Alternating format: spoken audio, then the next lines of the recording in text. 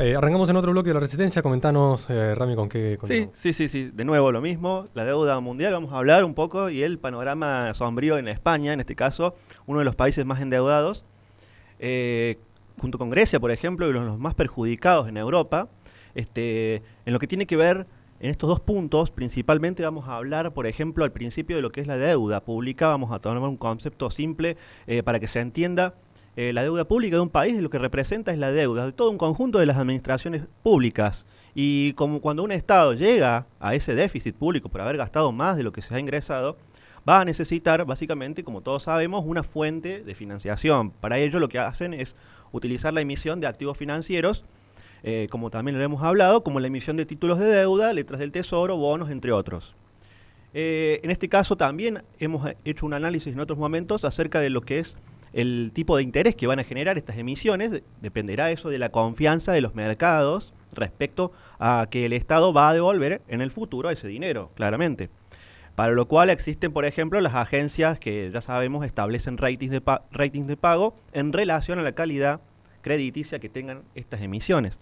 Los tipos de interés en general, y también lo hemos conversado y a nivel mundial, se encuentran muy bajos y en negativo. También hemos tratado este tema, por ejemplo, los que tiene que ver con los bonos de Alemania, los bonos del tipo de interés muy bajo en Estados Unidos.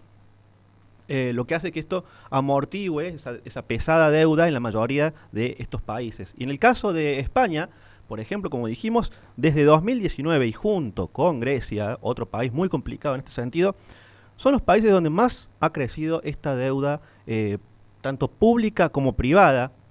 Y ahora pasando a lo que es la deuda global, la deuda mundial en este caso, en el segundo trimestre del 2021, escuchen estas cifras, era de 296 billones de dólares, y esto representa, para que se entienda, una cifra escandalosa que es del 353% del PBI mundial. Es decir, el sistema financiero y el sistema económico mundial no tiene razón de ser prácticamente, de vivir de la deuda.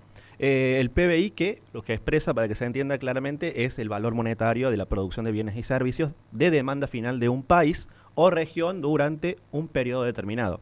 Generalmente se habla de un año o trimestrales, ¿no es cierto? Eh, la mejor manera, en este caso, de controlar la deuda es a través del crecimiento económico. Claramente eso lo sabemos, algo que preocupa en la actualidad. Sabemos que en la actualidad esto preocupa con los distintos problemas que están ocurriendo, que también hemos conversado en las empresas, fábricas, que no pueden reactivarse o enfrentan lo que actualmente se conoce como esta crisis de escasez para la producción. Por ello no está ocurriendo el crecimiento económico tan necesitado. Y por ejemplo, vamos a lo que es ya de Europa un poco a Latinoamérica. El problema en Latinoamérica es incluso más grave todavía, porque los países en desarrollo carecen de lo que es el espacio fiscal para reactivar el crecimiento. A diferencia, claro, de los países ricos que pueden financiarse con divisas de reservas. Aunque, bueno, eso yo lo pondría, digamos, un poco más en duda actualmente. Y la deuda de los países en desarrollo sobrepasa los 35 billones de dólares, una subida del 8% en los últimos meses. Y esto lo dice el informe de expectativas de la Comisión de Comercio y Desarrollo de las Naciones Unidas.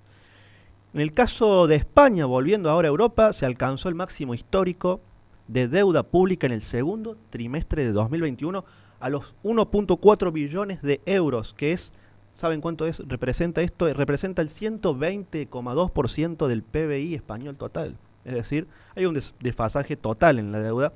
¿Y cómo es que el gobierno se enfrenta a semejante crisis de deuda? Claramente a través del aumento de los impuestos, como también ya se sabe, que ya se está realizando en España largamente. Por ahí no se traslada mucho los precios esto, porque están tratando de hacer un esfuerzo las empresas. Es decir, si la recaudación de impuestos no alcanza, se va a cubrir con la emisión de deuda. Es decir, una rueda, como ya sabemos, interminable.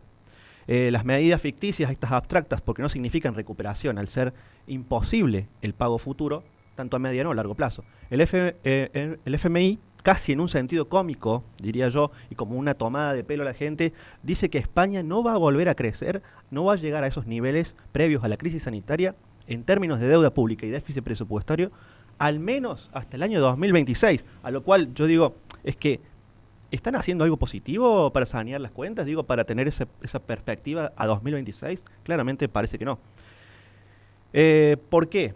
¿Qué ocurre con el incremento de impuestos? Sabemos que eso genera distorsiones en la economía, claramente, y cuando lo incrementan lo hacen en los llamados impuestos directos, sabemos, que son los que más perjudiciales son para la economía y el empleo.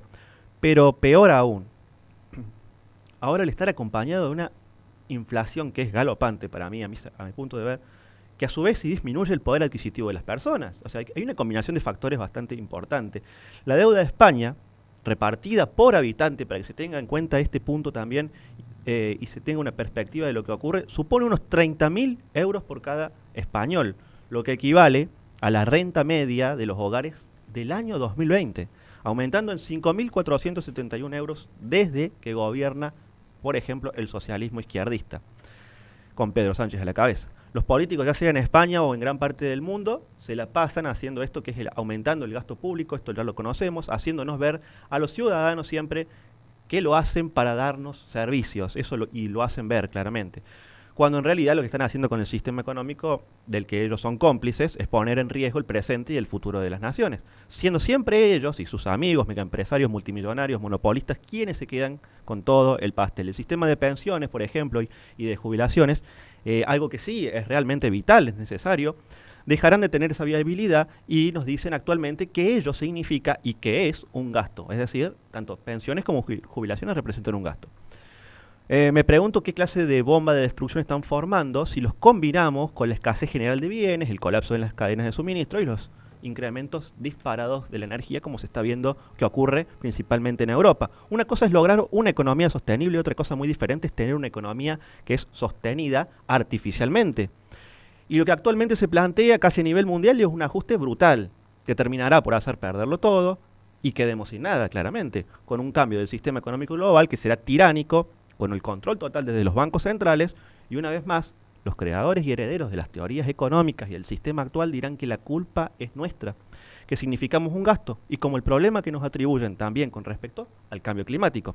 Nosotros, los mortales, somos esa deuda que ellos quieren eliminar.